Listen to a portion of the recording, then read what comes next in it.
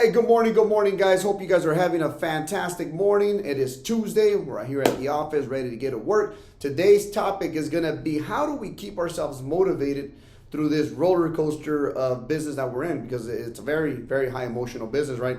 And one of the things that I learned very, very quickly when the market crashed in 2008 was that you need to have emotional support, right? A lot of people sometimes even go to psychiatrists. I know a lot of investors that we used to deal with back in the days that used to go to a psychiatrist, once a week, twice a week, depending on the high level. And the reason for that was because I asked a couple of them what was the reason for that, and they used to tell me that it was because they didn't want to talk to their wife about their spouse about it, because it would just bring so much more negativity. They were already in the zone where it was stressful or negative mindset, and then bringing it home and then sharing that with the wife or the husband, it would obviously create more negativity or more problems in their marriage and stuff like that.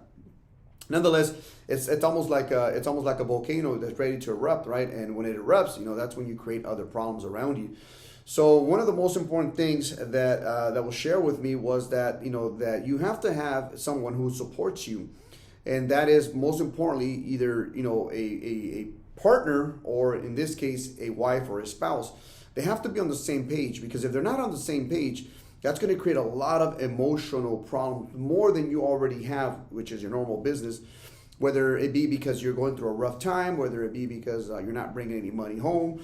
And one of the CEOs, actually my brother Ricardo, had mentioned the exact same thing, which brought up this conversation piece, was that a big bank that does a lot of business nationwide was married, right? The gentleman was married, and he was trying to pick up this company, to the level that it's at, and it's a national company.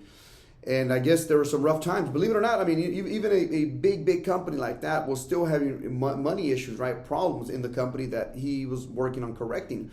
And what ended up happening was the wife just couldn't handle the stress, and ended up divorcing him. Nonetheless, fast forward, 5 years later, this guy is basically a multi-billionaire at this point, right? So it's very high emotional, and a lot of people just can't put up with that part of the business, right? So more importantly, you do have to have someone that is rock solid there for you through thick or thin. It's one of the most important things, and I learned that very, very quickly back in 2008 when the market had crashed, right? And you basically go from having a lot to having nothing, right? And it's one of those situations where nobody wishes it upon anybody, but it happens. It happens. Situations like that happen all the time. In my business, my brother Ricardo is obviously on the same page as I am. We're very strong-minded, and we did go through a rough patch as far as building the company and getting it to where it's at now. Now we're not going to say we're a bazillion company, but we are doing pretty well, and we're happy with the progress and the growth of the company. But nonetheless, there was a lot of emotional involved in getting it to this point. Good and bad, right? So what we end up realizing was that in this, since we're both strong-minded, we couldn't both be in charge of the company, right? One of us had to step to the side while the other one takes over. In this case, my brother Ricardo took over the real estate company, and that's what he's doing, the real estate and the mortgage company. So as far as him running the companies, he's the one that runs the companies. My job is to run the flipping company, which is the company that we own, where we flip properties. We keep a lot of rentals as well, and we also do construction on the side. So it was one of those situations where you cannot have two captains in one ship. You have to trust the person that you put in charge to run the ship for you, and trust their knowledge and their decisions. Now, that doesn't mean that he doesn't come to me and ask me for advice, and that doesn't mean I don't go to him and ask him for advice, right? We both work off each other. But it is a very high emotional business, and if you don't have that support, someone there to support you and believe in you through the process, doesn't mean you can't do it. It just becomes a lot more difficult. So again, you got to have a strong foundation for beginners. But another thing that's also very important is, are you doing the tasks that you're supposed to be doing on a daily your daily activities, right? Which is going to work. Number one. Number two is what's involved in the work. What's your schedule looking like? Because I get this a lot from a lot of real estate agents, and they ask me all the time, hey, Jose, well, what am I supposed to be doing? And okay, you're supposed to be calling, right? You have a schedule. Why aren't you on your schedule? Why aren't you making these calls? And most of them don't do it because they're new in the business, or because they're scared, or because so much negativity, or whatever the case is. Well, I tell them, listen, you can only put up with so much negativity. That's understandable, right? But if you do this task during the morning, right, in the morning time when nobody can bother you, right? When your mindset is the strongest because you're just rested, right? You're not going to be able to do it later on in the evening. And I know some people that say, you know what, I don't call in the morning, I call in the evening times. Well, great. If that works for you, fantastic. I think that's a very difficult task. I think for me personally, by 2 or 3 o'clock, as far as work goes, I'm mentally checked out, right? I'm already doing other tasks as far as, checking on my workers and going and checking on the job sites. And I like to keep track of stuff like that, right? So it kind of gives me a little bit of a breathing room. And so again, it comes back down to how do we deal with these emotional things in our process? Well, again, there's a lot of CEOs, believe it or not, that hire psychiatrists, right, to sit down with and talk to them about what's going on in their daily activities and their business and stuff like that, and then they can vent to them. You can also have a partner, right? Like I said, my brother, sometimes when we're going through difficult times, and even today, right? People think the more money you make, the easier it gets. No, it actually gets a lot more difficult. What you do become an expert at, you become an expert at holding your emotions back, right? Not getting so emotional about it because you kind of already seen this picture before, right?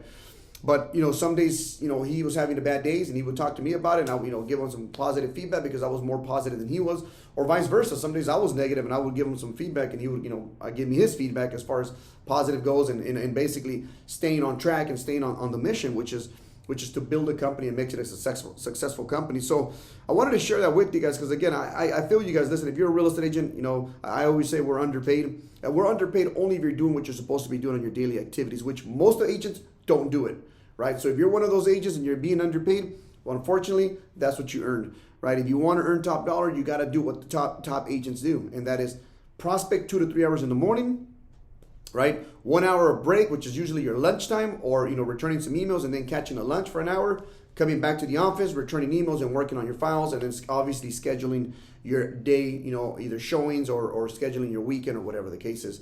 But I see that most agents like to jump on the MLS and act like they're working. You're not working when you're jumping on the MLS. You and I both know all you're doing is looking at houses, right? Your daily activities should be outlined from the gate, and you should respect that goal. Because if you don't respect that goal, then you don't respect yourself. And if you don't respect yourself, then you don't respect your family. I've always said that. What I mean by that is no insult personally, but what I mean by that is if you don't respect what you're supposed to be doing, your job, then you don't respect yourself, right?